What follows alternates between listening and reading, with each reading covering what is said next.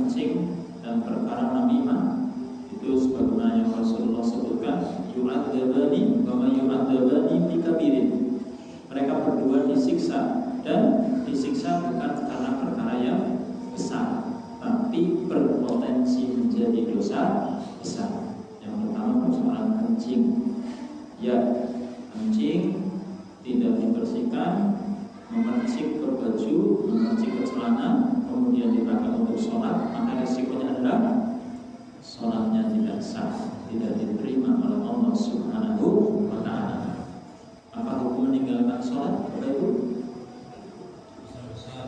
Dosa besar. Dosa besar atau besar banget? Rukun Islam ada berapa? 5 saja. Syahadat, sholat, apa zakat dulu? Syahadat, sholat, zakat, puasa, haji. Ini ilustrasi saja, ilustrasi. Ini rukun Islam. Berapa jumlahnya Pak Bu? Jadi saya 5. Ada syahadat, ada sholat, ada zakat, ada puasa, ada haji. Ini Islamnya. Islamnya. Kalau 5-5-nya dilakukan, ya, kalau 5-5-nya dilakukan, maka Islamnya akan tercengkeram dengan kuat sekali. Kalau orang sudah melakukan seluruh rukun Islam. Coba kalau tidak haji, lihat apa yang terjadi. Masih aman Islamnya? Masih aman? Aman. Ini nanti tapi jangan salah paham ya. Ini cuma ilustrasi. Yang kedua, ketika tidak puasa, masih aman? Masih aman. Maksudnya dia masih beragama Islam. Kalau tidak zakat, masih aman? Ya. Kalau tidak sholat? Kalau tidak sholat? Nah, apa pelajarannya Bapak Ibu? Apa pelajarannya? Jadi kalau orang tidak sholat, agamanya aslinya sudah lepas. Karena sholat itu batas.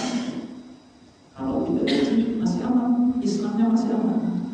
Tidak puasa, masih aman. Tidak zakat, masih aman juga. Maksudnya sih disebut muslim. Tapi ketika tidak sholat, jatuh lagi. Oke? Dan perkara kencing tadi membuat dia sholatnya tidak diterima. Kan? Akhirnya yang tadinya tidak besar kemudian menjadi dosa besar. Makanya perlu perhatian gitu Bapak Ibu. Yang kedua adalah persoalan namimah, persoalan lisan. Di dalam hadis yang lain itu persoalan ghibah, yamshi bil ghibah. Apa arti hibah Bapak Ibu? Ghibah.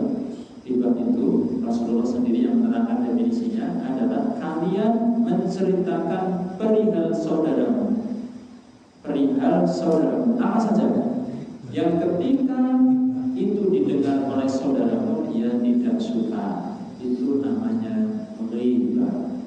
Perihal sesuatu tentang saudaramu itu banyak atau sedikit Bapak Ibu? Faktornya, itemnya banyak atau sedikit? Banyak. Nih, perihal saudaramu. Coba, kalau Bapak Ibu hendak membicarakan saya, apa saja yang bisa dibicarakan? Satu, fisiknya, betul? Fisik. Yang kedua, bajunya. Oke? Yang ketiga, cara ngomongnya. Yang keempat, cara jalannya. Betul? Itu jenengan kalau cerita itu tentang saudara jenengan titirok-tirokna cara ngomongnya, titirok-tirokna cara jalannya. Kalau yang bersangkutan tidak suka, namanya ghibah. Paham Bapak Ibu? Nanti melebar cerita tentang pasangannya, cerita tentang anaknya, cerita tentang mertuanya, cerita tentang kendaraannya. Kalau dia tidak suka, itu namanya ghibah. Padahal ghibah itu di dalam surat Al-Hujurat Bapak Ibu, Allah langsung mengilustrasikan ayyuhibbu ahadukum ayyakula lahma akhihi maitan fakarihtum. Apakah kamu suka memakan daging saudaramu yang sudah mati. Maka itu tentu kalian tidak suka. Tapi ngerasanya enak bukan Bapak Ibu? Ngerasanya cukup enak bukan? Malah ukur di mana gitu, ukur di mana pembukaannya. Pak Rasul, niki asli, ukur bukan rasanya. Niki saya itu betul betul. Bener dong betul itu. Next saya itu betul betul jenengane hibah. Terus angger temenan kejadiannya namanya hibah. Paham betul ini? Kalau benar yang diceritakan, ya, jangan cerita tentang seseorang kepada Pak Rasul. Kalau benar kejadiannya namanya hibah. Kalau tidak benar, itu kan? Apik sih nanti. Orang lain cuma apik. Makanya, Rasulullah sebagai penutup, saya bacakan hadis Rasulullah yang lain yang diriwayatkan oleh Imam Bukhari. Man yadmana li ma baina lihyaihi wa ma baina rijlaihi admanahu al-jannah. Apa artinya? Man yadman, barang siapa yang dia bisa menjamin li untukku. Untuk siapa Bapak Ibu? Rasulullah SAW. Ma baina lihyaihi, apa yang ada di antara kedua janggutnya. Apa yang ada di antara kedua janggut kita? Lisan. Okay? Wa ma baina rijlaihi, dan apa yang ada di antara kedua kakinya.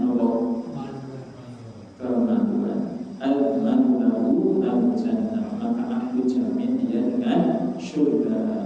Jadi kewajiban kita Bapak Ibu memastikan yang pertama apa yang ada di antara kedua janggut kita, lisan, dan apa yang ada di antara kedua kaki kita, kemaluan, betul-betul ditata, ditata supaya tetap senantiasa berada dalam keimanan kepada Allah Subhanahu